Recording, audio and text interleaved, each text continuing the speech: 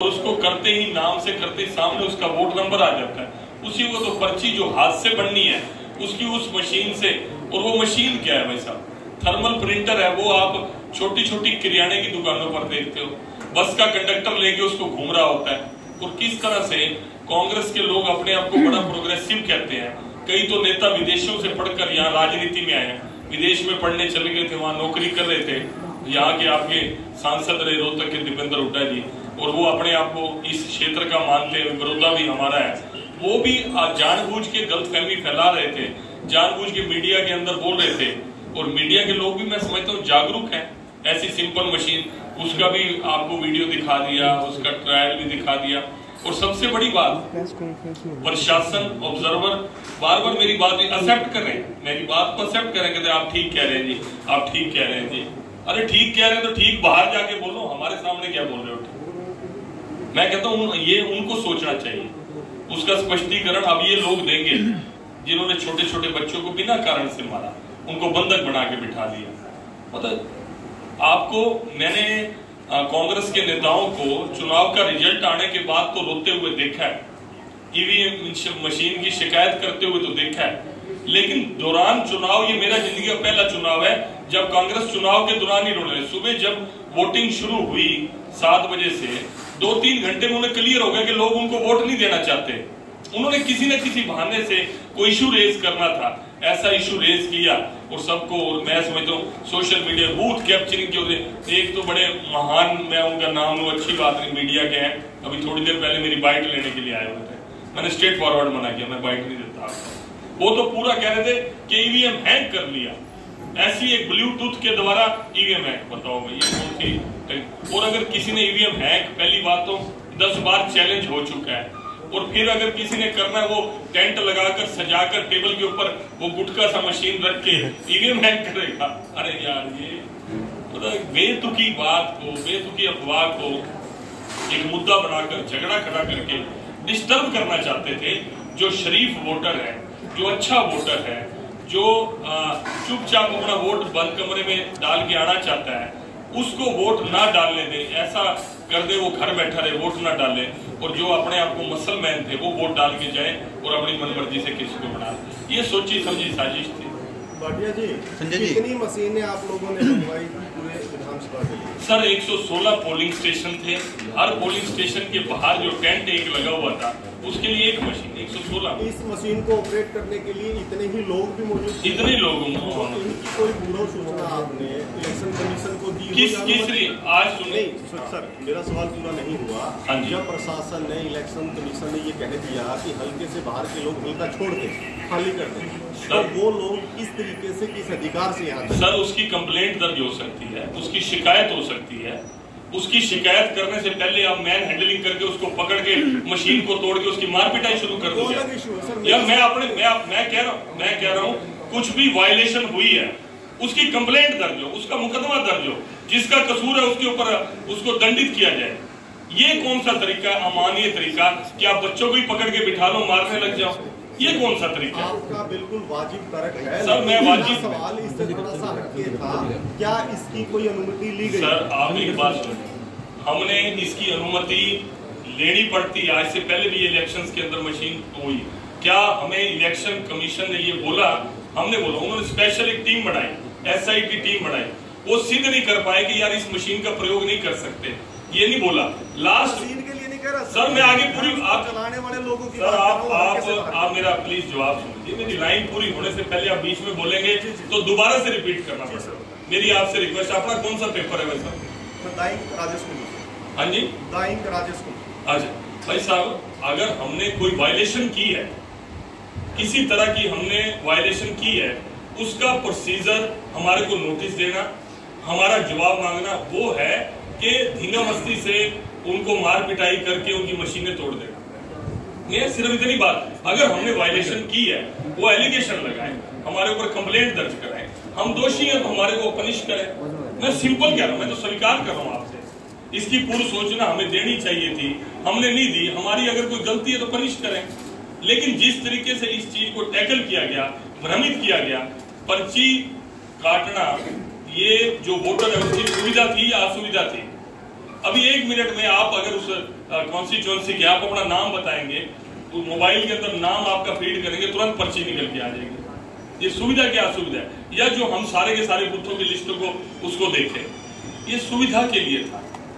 भाटिया साहब, आपने कई घोषणाएं की यहाँ, आपने कहा कि योगेश्वर जीपीआर को मंत्री बनाया जाएगा, IMT बनाई जाएगी, और भी बहुत सारी घोषणाएं दी। चुनाव जीतने के बाद क्या घोषणा पूरी हो पाएगी? 100% चुनाव जीतना हारना परिणाम ये बड़ौदा वासियों का, लेकिन जो भी घोषणा हुई है वो परिणाम उसको इफेक्ट नहीं करेगा उस घोषणा। हमारे मुख्यमंत्री बहुत ऑनेस्ट हैं, बहुत सच्चे हैं, वही बात मुंह से निकालते हैं जो पूरी करनी है। चुनाव परिणाम के जो विरोधी थे वो बोलते थे, वो कहते थे जी ये खाली घोषणाएं हैं, वो खाली कुछ नहीं होना। ये जब ये कनेक्टिविटी शुरू होगी, सड़कों की सारी सड़कें बन गई, फिर सरकारी मशीनरी का दुरुपयोग हो गया। वैसे बोलेंगे ये बोल रहे हैं काम नहीं करेंगे, काम करते हैं तो इनको सरकारी मशीनरी का दुरुपयोग लगने लग जाता है। योगेश्वर जी को मंत्री बनाया जाएगा जैसे कहा गया है, बीजेपी मिलेगी। सर ऐसा है, ये मुख्यमंत्री जी का अधिकार क्षेत्र है। मुख्यमंत्री जी ने स्टेटमेंट एक जनसभा के अंदर दी कि उनको मंत्री बनाया जाएगा या उनको झंडी कोई और लगेगी, ये मुख्यमंत्री जी का अधिकार क्षेत्र है।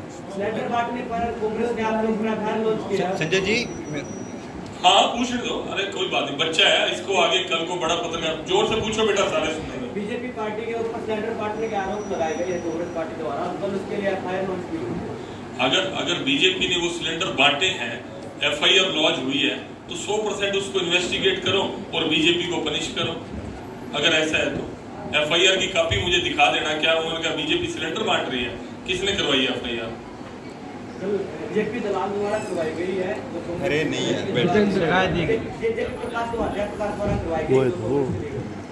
कोई बात नहीं, उसकी जांच कर।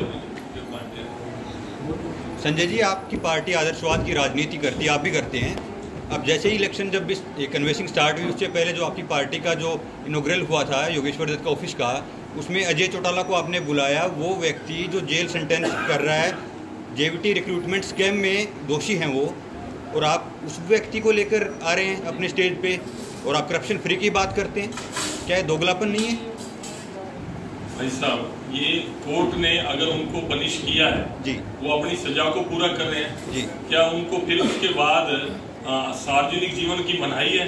किसी के सुख में दुख में, किसी के पक्ष में विपक्ष में जाने की क्या कोर्ट ने इंस्ट्रक्शंस दे रखी हैं कि आपने कहीं नहीं जाना? नहीं 2000 सर, अगर वो अपने भाव से आज उनके बेटे यहाँ के डिप्टी CM हैं, लोगों ने उनको मैंडेट दिया है, अगर वो अपने बेटे की खुशी में शामिल होते हैं या किसी चीज के अंदर शामिल होते हैं, क्या उसकी कोर्ट ने मनाही की हुई है?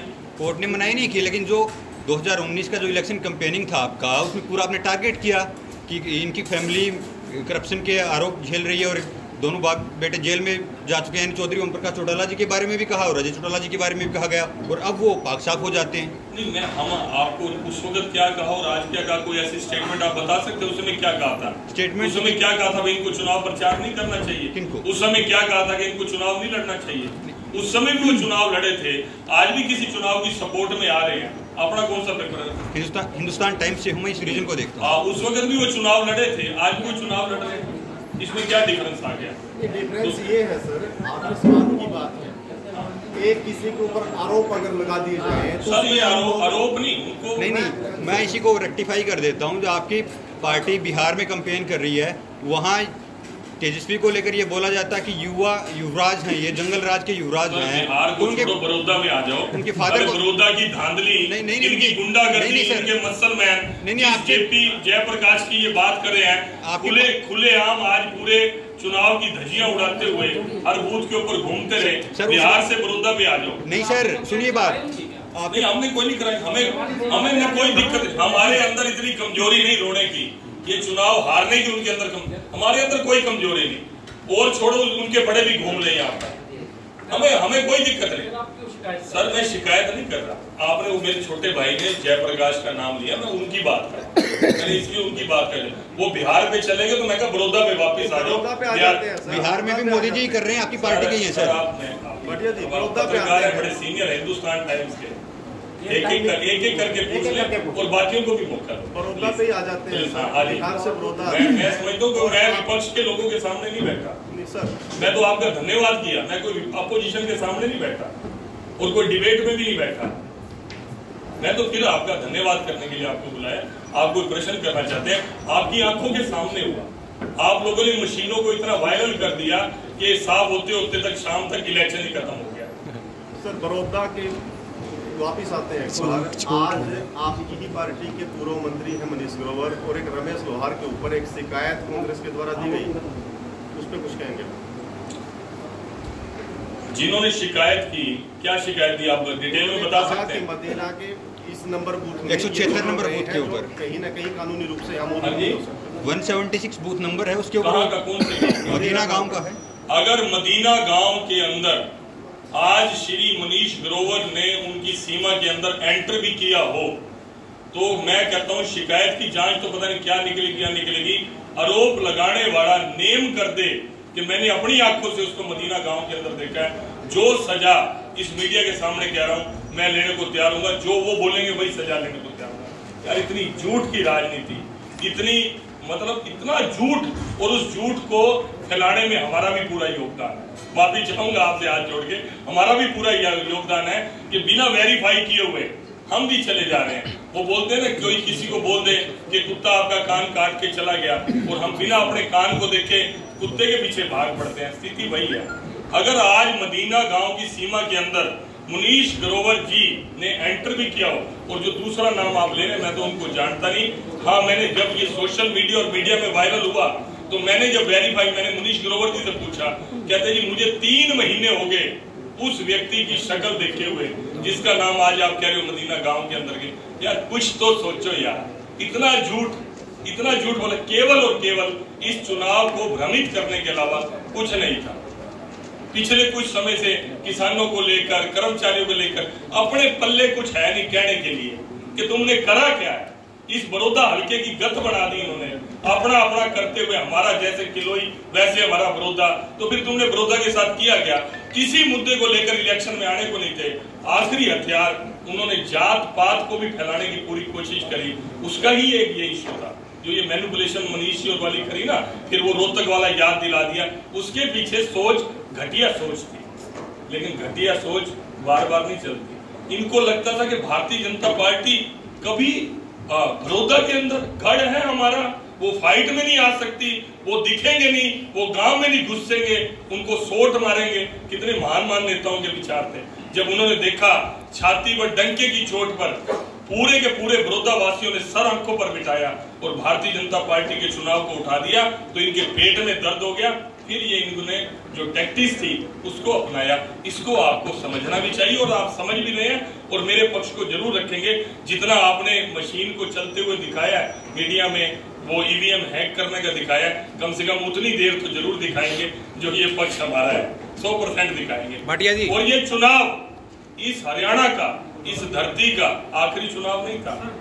चुनाव कोई नहीं है, वो चिंतित हो रहे हैं मेरे भाई, कोई दिक्कत नहीं। ये चुनाव कोई आखिरी नहीं था, ये चुनाव कोई आखिरी नहीं था। जनता इस चुनाव के इतिहास को भी याद रखेगी कि किस तरह से बैड टैक्टिक्स को उन्होंने कांग्रेस ने अपनाया, और जो पाप खुद किए वो पाप बीजेपी के मत्थे मरने की कोशिश की। ये सब लोगों ने देखा, बड़े अच्छे से देखा, और मेरे मीडिया के बंधुओं ने भी देखा। भाटिया जी, जो आपने मशीनों के बारे में बताया वो हमने उसको दिखाया भी, जो आपने यहाँ से एक वीडियो जारी की थी कि मशीनें किस तरह काम करती हैं और स्लिप कैसे निकलती है। मुझे पता, आपने दिखाया। हाँ, कृपया उसी प्रकार में सुरेंद्र नैन बिंदा हरियाणा से उसी प्रकार वो भी समझा दीजिए कि 20 रुपए में सिलेंडर दिए जा रहे थे। हमने वो वीडियो दिखाई, बड़ौदा गैस एजेंसी में खुद गया, वहाँ की कवरेज मैंने की, हमारे कैमरे देखते ही उसका गेट बंद कर लिया गया। बड़ौदा में जो गैस एजेंसी है, 20 रुपए की महिला टोकन लेके आ रही, सीधा कह रही थी कि भाई सरपंच ने ये 20 का नोट दिया है और इसको यहाँ दिखाना है, देना है और सिलेंडर मिल जाएगा। ना खाली सिलेंडर लेके आना, भरा सिलेंडर भी आपका, गैस भी आपकी। क्या ये सुविधा सिर्फ यही थी या पूरे हरियाणा में भी होगी?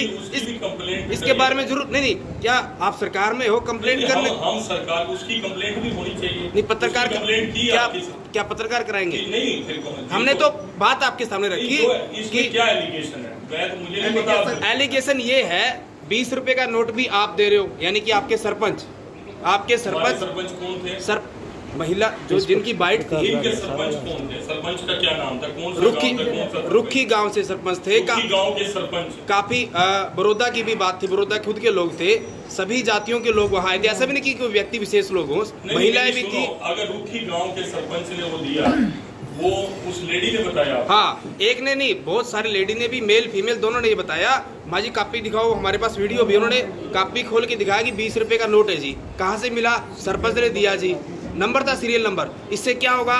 ये जी हमने यहाँ दिखाना है, मैं सिलेंडर लेके आया खाली ना जी, सिलेंडर भी ये देंगे, गैस भी भरा हुआ सिलेंडर देंगे। तो ये सुविधा आपकी सिर्फ बड़ौदा में थी या हर जगह हरियाणा में देंगे? अगर ये अच्छी योजना नहीं करी क्या हुआ? नहीं, हमने उतना दिखा दिया।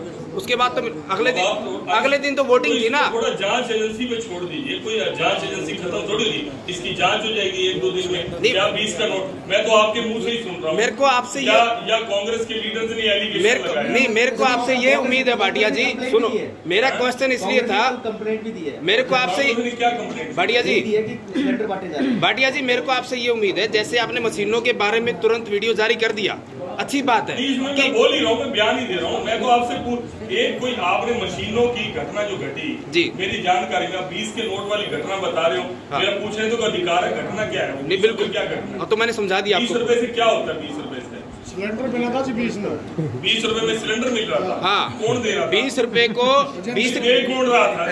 एजेंसी वाले। तो गैस एजेंसी वाले से पूछा आपने कि 20 रुपए में सिलेंडर क्यों दे रहा है? गेट बंद कर लिया है, गेट बंद कर लिया ऑडिटर के। कौन कहता है गेट बंद कर लिया? मीडिया के साथ। अरे कल खुल जाएगा गेट, कल पूछ लेना कि 20 रुपए में सिलेंडर कैसे दे रहे थे। आप सरकार में हो, मुद्दा हमने आपको बता दिया, जांच कराओ आप। जांच करवा देंगे जी, जांच कराना आपके संज्ञान में लाया मामला, आप ये मामला आपके संज्ञान में लाए। पूछने की कोशिश की नूरणखेड़ा गांव में, आपके विस्तारक वो पर्चियां बांटते हुए वीडियो में दिखाई देते हैं, लेकिन मुंह छुपा करके अंदर चले गए। जिस तरीके से आप अभी बातों को गौर कर रहे हैं, आपके संज्ञान में ला रहे मामला सर, या फिर एक तरफा संवाद की बात? ऐसे एलिगेशन नहीं सर, सब को वीडियो पे है सर। मेरी सुनो, हो सकता है शायद आप गोलमोल पूछ रहे हो। नहीं, सीधा चलो जो मैं अपने ज्ञान के रूप जवाब दे सकता हूँ, सीधा एलिगेशन बातों को बोल कर नहीं। जो 20 रुपए के ऊपर कोई सिलेंडर दे रहा है इसका, हाँ, तो कौन दे रहा है वो सिलेंडर? एजेंसी वाले ने पूछा क्यों नहीं अब तक? इतनी देर सारे इकट्ठे हो, पूछ क्यों नहीं आए? गेट बंद कर लिया उन्होंने। यार कल कर देगा, कल पूछ लेना। हमने आपके नोटिस में ला दिया। कोई नहीं, मेरे नोटिस में लाने, मेरे को भी एक कंप्लेंट दे दो, संजय भाटिया के नाम एक कंप्लेंट दे दो, मैं अपने लेवल पे भी जांच करवा। पत्रकार यही लिखते रहेंगे क्या सर? मैं तो आप कह रहे हो उसका ध्यान दो। मेरे पास कोई आती है बात तो मैं उसका। अगला सवाल ले लो इससे।